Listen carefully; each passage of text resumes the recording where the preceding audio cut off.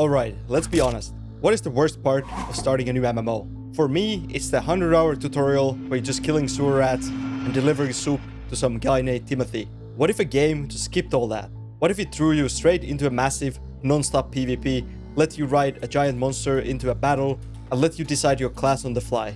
Well, that's the promise of a new game called Warborne Above Ashes. So today we're going to be talking about if it lives up to the hype, and more importantly, to help you decide if it should be your next main game. Okay, so what's the big idea behind this Warborne game? It's simple. Get you to the good stuff, the PvP, as fast as humanly possible. The devs say you can get battle ready in about 30 minutes. No mandatory questline, no endless grind to get started. The whole world is built around 24/7 war between 6 different factions. But the real magic happens twice a day during something the game calls War Mode. Think of War Mode as a prime time for conquest.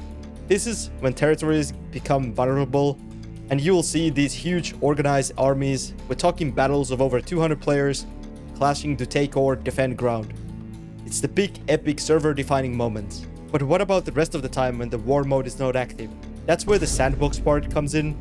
The world is still very much alive. You can get small squad together and go gank unsuspecting enemies in their own territory.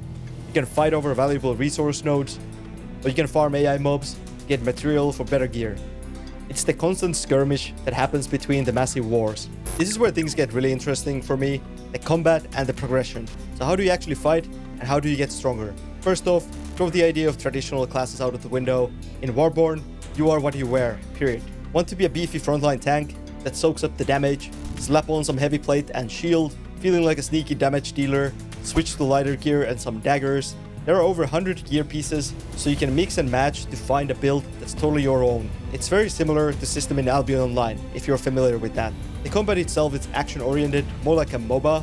You're aiming skill shots, you're dodging attacks. It's not just stand there and press 1, 2, 3. And of course, there are the behemoths. You can tame and ride these giant monsters directly into a siege. It just looks awesome. Now for the good part. This is a high-stakes game, just like Albion is. When you die, you drop a portion of your inventory and one of your equipped items at random. This kind of adds the real, tangible sense of dread and excitement every single fight. You're not just losing time, you could actually lose that shiny new sword you just crafted. Now, you won't be just a nameless mercenary, you have to actually pick a side in the endless war. The players are called Griftmasters, and upon starting, you have to align with one of the 6 factions. And each faction is gonna have a different perks depending what kind of playstyle you're looking for. The first faction we're looking into is called Ashen. They're more like a frontline juggernauts focused on sieges. The serious faction is for people who like farming mobs for gear and resources, because these guys get like a PvE damage bonus. Emberwild is gonna be for the gatherers and explorers. They get more resources from the world's creatures. The Shroud is gonna be for all the sneaky gankers out there. You're gonna be getting like a better night vision for that. The Magnates faction is for the power levelers. They get a bonus XP from mobs to outpace their enemies. And then lastly, we got the Iron Creed, which is for the big organized guilds. They are your tech experts focused on upgrades. Your choice here is kind of a big deal. It's not the end of the world, like if you want to be a ganker and you join one of the other factions, but it will give you a benefit to join the right faction in this game, which is also something I worry about, because when I tried the game in the playtest, I wasn't able to join any faction. Every faction was full. So, if I'm not able to join the faction that I actually want to play, that kind of puts a huge barrier for me to even keep on playing the game. So I'm really hoping they have this system figured out for the release and we can actually pick our faction we want. But yeah, we'll see how that's gonna go. So, you picked your faction, now it's time to choose who you'll be on the battlefield. Instead of generate character creator, Warborne has you select from a roster of pre-designed characters called Driftmasters. Each has their own unique look and a bit of backstory, giving you a distinct identity from the get-go. It's pretty important to remember this choice is mostly about your starting appearance and a bit of flavor. The Driftmaster doesn't lock you into a playstyle. Your gear always does that. But this is kind of your avatar, the face other players will see right before you smash them with the giant hammer or stab them with your daggers. And with the character chosen, the real question becomes what kind of playstyle is for you. The game seems to be designed for support a few distinct playstyles. Are you like a warlord type player? Someone who lives for those massive 100v100 battles, coordinating with a huge guild, take a territory? Maybe you're more of like an elite operative, running with small tight-knit squad behind enemy lines, causing chaos and picking off key targets? Or are you like a lone wolf, a solo player who thrives on ganking stranglers and playing the battlefield like a scavenger. These all seem to be kind of a valid ways to play the game, so you can pick and choose which one is for you. The million-dollar question for any sandbox MMORPG is the economy. It's meant to be player-driven, with crafting and resources gathering being a key, and while there will be an in-app purchases, the entire power struggle resets on a monthly basis. This means every month, everyone gets a fresh start, giving new players and factions chance to claim the top spot. I know this is a very divisive thing.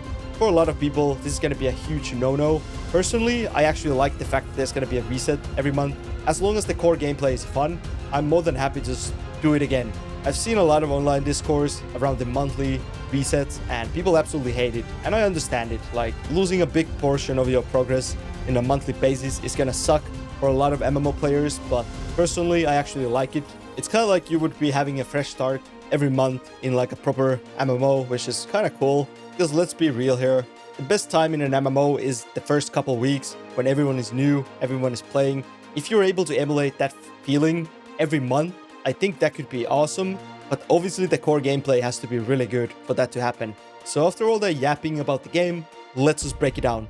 Who is this game really for? I would say this game is really for you if you're a PvP player, first and foremost. You love the freedom of classless system and creating your own builds. You crave the strategy and scale of truly massive battles. And you aren't afraid of like high stakes gameplay where you can actually drop some gear. But you definitely don't want to play this one if you're looking for a deep, story-driven, quest-heavy MMO experience. You find full or partial loot PvP to be more frustrating than fun.